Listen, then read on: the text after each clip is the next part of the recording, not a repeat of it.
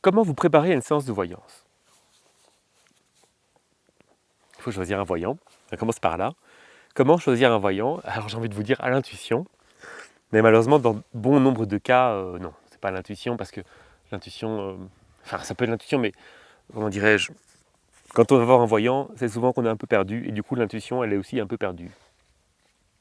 Donc je pense que je choisirais un voyant sur la qualité du travail que je vois. Euh, je ne m'attends pas à ce que ce soit trop professionnel, je vais chercher à ce qu'il soit le plus sincère possible. Les commentaires, faut pas se mentir, je pense que moi c'est quelque chose qui me rassurerait. Je dis ça pourtant, je ne demande jamais à ce que les gens me fassent des commentaires. Et la voyance, c'est vraiment un domaine dans lequel les gens ne font pas de commentaires. Hein. Aller chez un voyant, c'est quelque chose de relativement intime. Donc vous ne criez pas chez tous vos amis, j'ai été chez un voyant. Il y a des gens qui le font, mais ce n'est vraiment pas la majorité. Vous seriez surpris de voir qui va chez un voyant. Et je vous assure que ce n'est pas du tout le genre de personnes qui vont le dire. Mais donc choisir un voyant. Dans les voyants, je choisirais un mec qui n'est pas un farfelu. Je choisirais quelqu'un qui ne fait pas de reiki, qui ne fait pas de ceci, cela. Je ne prendrais pas un marabout. Je prendrais un vrai voyant au XXIe siècle. Un mec qui a un bureau et qui fait des séances de voyance dans son bureau et qui ne fait pas autre chose. Enfin, il peut avoir d'autres activités, mais je veux dire, pas autre chose dans l'ésotérisme. Pas un farfelu, pas un mec qui fait des rituels, non. Je pourrais faire une vidéo sur les rituels. Une fois que vous avez pris rendez-vous, les voyants, c'est un peu un peuple, c'est un peu des gens qui étaient des gens du voyage et tout ça. Donc ils vont toujours vous raconter un truc. Ils vont vous dire oui, j'ai pas de place tout de suite, alors qu'ils ont peut-être un agenda vide. Enfin bon, ça on s'en fout, c'est pas grave. Euh, c'est c'est même pas un mensonge, c'est une petite particularité de ce milieu-là. Il faut bien comprendre que les voyants, c'est des gens hyper isolés. C'est pour ça qu'il n'y a pas de centre de voyance en général. Regardez, moi, c'est mon objectif de faire une école avec un centre de voyance et je galère parce qu'en fait, les voyants sont des gens isolés. Même si justement les rassembler ça fait des aventures incroyables et c'est très chouette, mais par nature ils ne sont pas comme ça. Ok, donc vous avez trouvé un voyant, vous avez pris rendez-vous et vous allez y aller. Qu'est-ce qu'il faut prendre avec? Ben rien. La seule chose qu'il faut prendre avec c'est votre téléphone. Pourquoi est-ce qu'il faut prendre votre téléphone? Parce que votre téléphone va permettre d'enregistrer la séance. C'est important d'enregistrer la séance de voyance. Ça va vous permettre de réentendre le message. Quand vous allez arriver chez le voyant, le message, il sera à 40% pour aujourd'hui, à 60% pour plus tard. C'est une constance, je vois ça tout le temps. Donc enregistrez la séance, ne soyez pas prétentieux en me disant je vais tout retenir, non, parce que les mots qui sortent sont pas normaux. Moi, quand j'ai un client, je vais utiliser des mots précis pour un sujet. Si quelqu'un d'autre arrive et dans le même sujet, les mots vont être différents, je n'aurais même pas pensé à les choisir, et ils seront différents. Donc enregistrez la séance, prenez sur votre téléphone des photos des personnes qui vous concernent, parents, enfants, femmes, personnes qui vous concernent. Parce que ça va vraiment aider le voyant. Quand vous allez lui montrer la photo, il pourrait même tirer un jeu dessus. Il va avoir une perception assez immédiate de la personne. Ça va permettre de mieux comprendre le puzzle de votre vie. Quand vous asseyez devant un voyant, ben, c'est pas gentil pour les débutants, mais vous ne dites rien. Si vous parlez, en fait, le voyant va tenir compte de vous. En fait, le voyant, il est moins juste quand vous commencez à parler. Il va être plus juste quand vous ne dites rien. Parce qu'alors, il doit sauter dans l'eau, il va poser ses cartes, il va voir qui vous êtes, et il doit prendre le risque d'expliquer un peu qui vous êtes.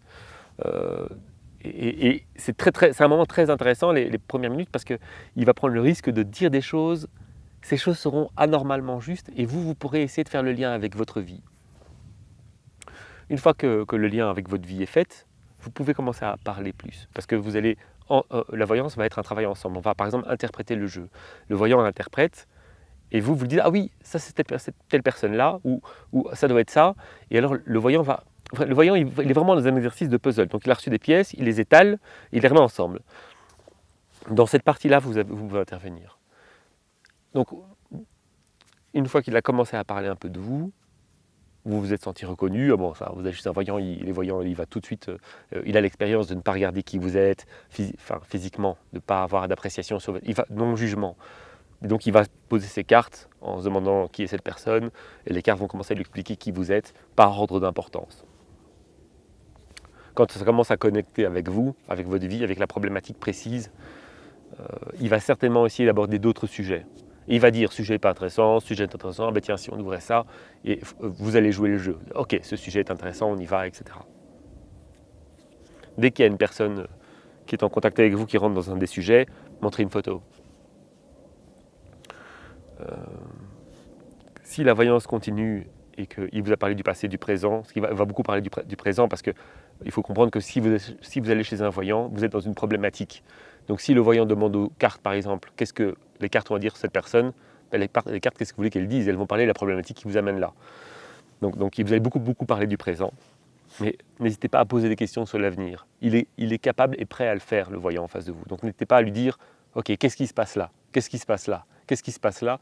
Et terminer par, et dans un an, où est-ce que j'en suis? Et le voyant va faire l'exercice moi, franchement, si je forme un voyant et que j'ai un élève qui lui pose ces questions-là, je suis content parce que ça va lui permettre de faire correctement sa séance. À la fin de la séance, exprimez votre sensation. Vous êtes triste, vous n'êtes pas triste, vous avez l'impression d'avoir avancé, pas avancé, etc. Vous dites merci, politesse, c'est génial. Et honnêtement, le lendemain et dans un mois, faites un feedback. Un petit SMS, ça c'était juste, j'ai aimé ça, etc. Ça va permettre aux voyants de progresser. Vous voyez, je suis un papa poule, hein, avec mes petits voyants, il faut qu'ils grandissent. Et même par rapport à vous, ça va vous permettre de réécouter le vocal, l'enregistrement du téléphone, donner un nouveau feedback et voir où vous en êtes aujourd'hui. Donc voilà comment il faut se préparer pour une séance de voyance. Et je n'ai pas dit le plus important. Le plus important, c'est ce qui est là maintenant, c'est que quand vous allez chez un voyant, vous allez prendre la vérité. Le voyant va vous dire la vérité. Il faut être prêt à l'entendre. N'allez pas chez un voyant avec des certitudes, ça ne sert à rien, ne prenez même pas rendez-vous. Si vous êtes sûr que, si vous êtes sûr que, si vous êtes sûr que, oubliez. Si vous allez chez un voyant, acceptez que quelqu'un va vous dire des vérités. Alors que vous ne les croyez pas, libre à vous, mais soyez prêts en tout cas à les entendre. Ça, c'est le plus important. Et si ces vérités sont dures, c'est tellement une vraie victoire. Parce que ça veut dire que vous êtes en train de vous réorienter vers les vrais problèmes, les vraies complexités de votre vie. Ça ne veut pas dire qu'il faut les affronter maintenant, ça ne veut pas dire tout ça, moi je ne vais pas plus loin, mais si c'est dur, vous êtes dans votre vie sur un moment où vous pouvez prendre une bonne direction. Et ça vaut la peine. Merci.